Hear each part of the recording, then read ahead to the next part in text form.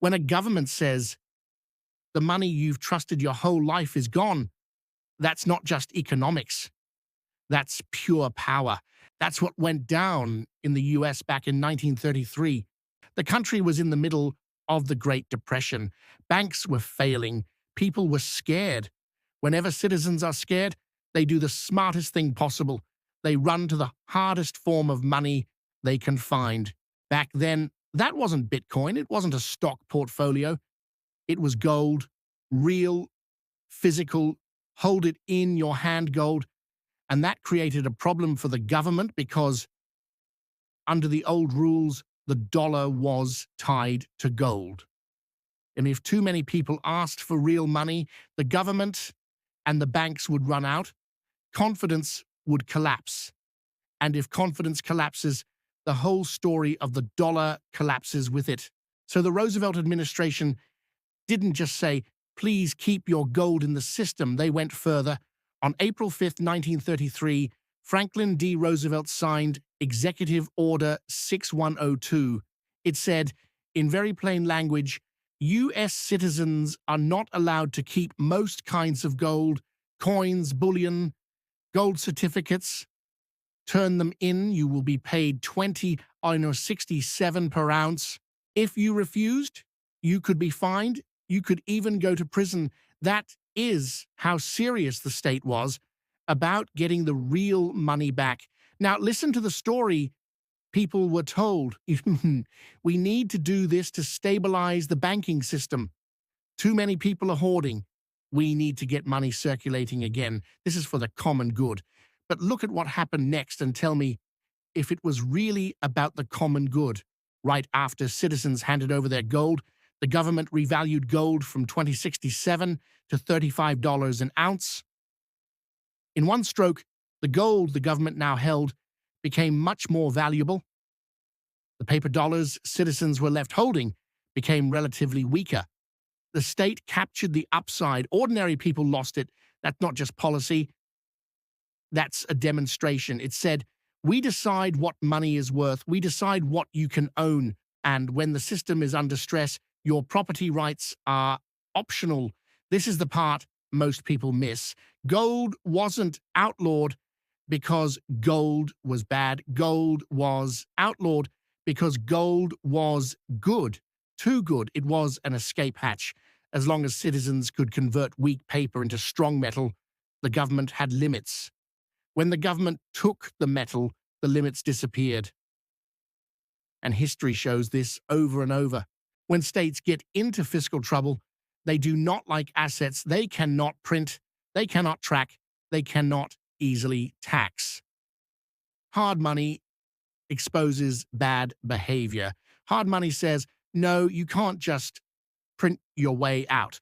So what do governments do? They weaken, restrict, or capture the hard money. They usually do it during a crisis because crisis is the moment people are willing to accept what they would reject in normal times. First comes the emergency, then comes the emotional appeal, then comes the rule change. 1933 followed that script perfectly. Step 1, economic panic. Step 2, people protect themselves with gold. Step 3, government says protection is unpatriotic. Step 4, government forces the public back into the weaker form of money, the one it controls. And here's the really uncomfortable lesson. Citizens complied, not because they were stupid, but because they believed the state's story. They believed the danger was bigger than their individual property. That's the psychological lever. Governments don't need a gun to take money if they can convince people it's for stability. Now, fast forward the logic to today. Do modern governments have the same need to grab physical gold from every citizen? Not necessarily. Today, they have something even easier than confiscation. Control over the rails. They can freeze accounts. They can flag transfers. They can tax windfalls.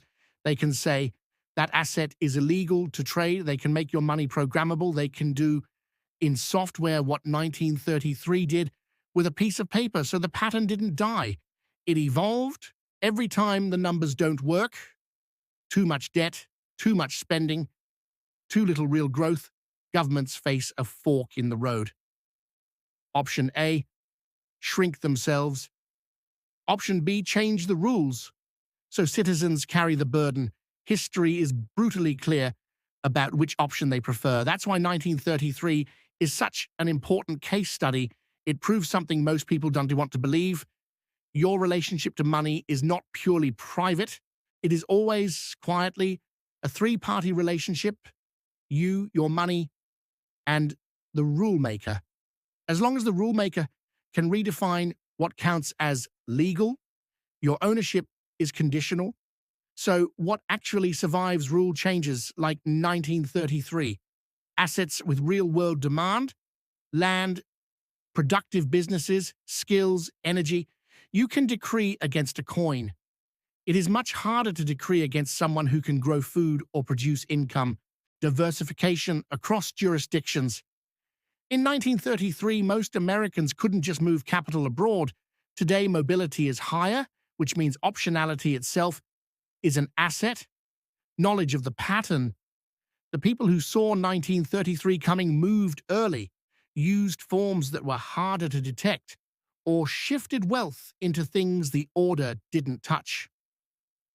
In every monetary shock, the informed move first, the obedient move last. And remember, the story didn't stop there. In 1934, the Gold Reserve Act formalized the transfer of all that private gold to the U.S. Treasury and locked in the new higher price. The government had, in effect, recapitalized itself using the citizens' savings. It rebuilt its balance sheet with other people's discipline. That's the quiet genius of monetary power. When the state mismanages, it can reach into the pockets of the responsible. Other countries have done versions of this, sometimes with gold, sometimes with foreign currency, sometimes with bank deposits. The tools change, the logic doesn't. When trust in the money breaks, states do not say, "We failed." They say, "You're not allowed to exit." So when you study 1933, don't just see it as an old American story. See it as a template. Any system built on confidence will, at some point, be tempted to criminalize alternatives. Real money is competition, and power does not like competition. That say why students of financial history keep repeating the same line. If they could do it once, they can do it again. Not because tomorrow will look exactly like 1933's it won the T, but because the mindset that produced 1933 still exists. When the choice is between protecting the currency or protecting the citizen, history shows who gets protected. And the only real defense is awareness, because people who expect rule changes are never shocked by them.